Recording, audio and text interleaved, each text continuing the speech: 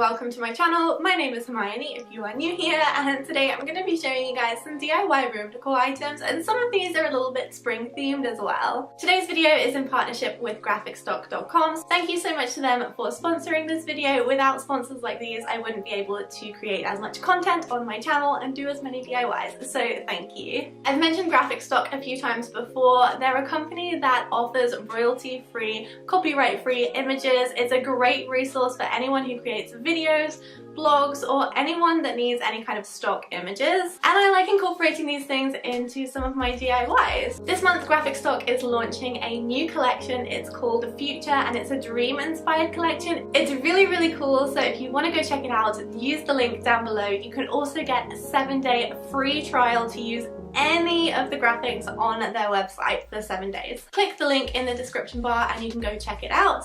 And of course I will be showing you guys a project using something that I found on graphicstock.com. So without further ado, let's get into these DIY projects.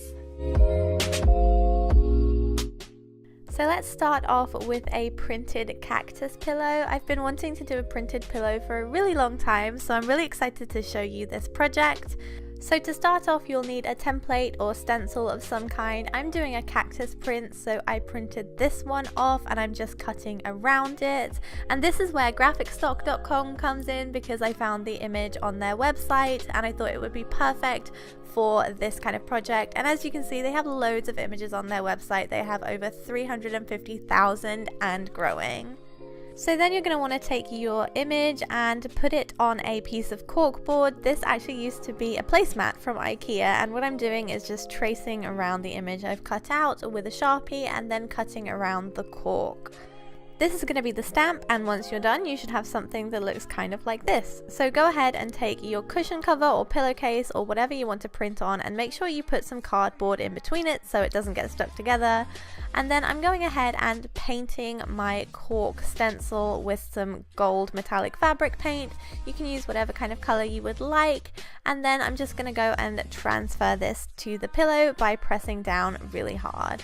You might have to stamp it a few times until it becomes perfect, but that's okay. And also, if you have a problem like this where it comes off and it's a little bit rough, you can always go in with a paintbrush and some more fabric paint and fill it in. This is how it turned out, and of course you can do this with any kind of shape that you would like. Next up, I have the cutest mini wall tapestry. I am obsessed with this. I can't stop looking at it. The best thing is that it is so easy to make, so I can't wait to show you guys. So to start off, you'll need a placemat. This one's from Target, and you'll also need some kind of trims and tassels. So start off by taking off any tags. You can see I got mine on clearance for about $2 when I was in the States last month. And this is what it looks like. You can use any kind of placemat you would like, but this had a nice print. And then I'm going ahead and adding some tassel trim to the end by cutting it to size and using some fabric glue to stick it down. You could also use a glue gun to do this too. I wanted to create a little more texture, so I used these black and white pom-poms on the tapestry itself and just glued those into place too.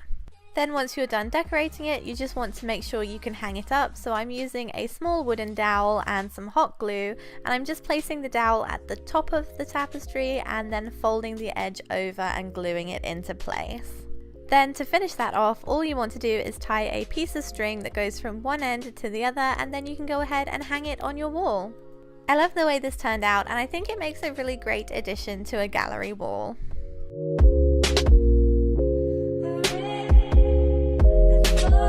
Next up is this abstract ring dish, and I love the way this turned out. I am loving this pattern at the moment, but obviously you can do it in any print or pattern that you would like. You don't have to stick to this one. So I'm starting by taking a small ceramic dish. This one's from Target, but you can use any kind of plate that you would like. And also I'm using some permanent markers that are suitable for using on ceramics and glass. That way they won't smudge and the color won't come off. So what I'm doing for this pattern is just making some brush strokes using these pens in a bunch of different colors, in the purple and the green. And then also I'm going ahead and adding some dots in pink and blue. It's very abstract and kind of random, but you can make whatever kind of pattern you'd like. I think some cute little eyelashes or hearts or stars would look adorable too. This is the finished result, and once you've let it dry for a couple of hours, you can just place it on your table and fill it with jewelry, or use it in an office and fill it with thumbtacks or staples or something. Here's a fun way to change up any mirror or photo frame that you might have lying around, and this can be dual purpose, used as a mirror or a tray. So for this one I'm using a hexagon mirror. You can get these in craft shops and gift shops, and all I'm doing is adding some tape, some masking tape to it in the pattern that I would like. I cut these into smaller strips too, so there's a variety of different sizes, and then I'm just going ahead and using some size to paint in the gaps. Size is used for gold leaf projects, and that's exactly what I'm doing here. I'm just applying some gold leaf once it had dried. I'm pressing this in with a dry paintbrush and just making sure it gets into all the little gaps. This looks great and it gives a really antique looking effect. It doesn't have to look perfect, although you can make it look perfect if you want. It can look really charming with a few like cracks in it as well.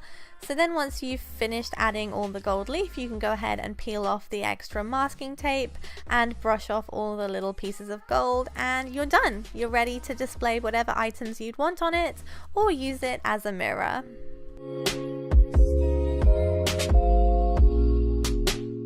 Last up, I have this faux concrete box. I love concrete projects, but I haven't actually delved into any yet, so here is a really easy way to make your own concrete project without using concrete. I've said concrete like 5 times. So I'm recycling this old box that I used for an old DIY project, and all I'm doing is painting it with a grey colour to cover the blue and the plain wood underneath. Once that was dry, I went ahead and painted it with a faux concrete paint. This is just a grey paint with some gritty texture to it, so it gives it a concrete effect. If you paint it on, then make sure you sponge it kind of towards the end and just dab it so it doesn't have any brush strokes in it. And to finish it off, instead of using a really expensive handle, I found this old bead and painted it with some gold spray paint and let it dry. And then I just used a hot glue gun to adhere this to the box as a kind of a handle to open and close it. And this is how it turned out. You can use this kind of paint on any project you want. I think this would look great on a plant pot, but I love the way it turned out on this little box.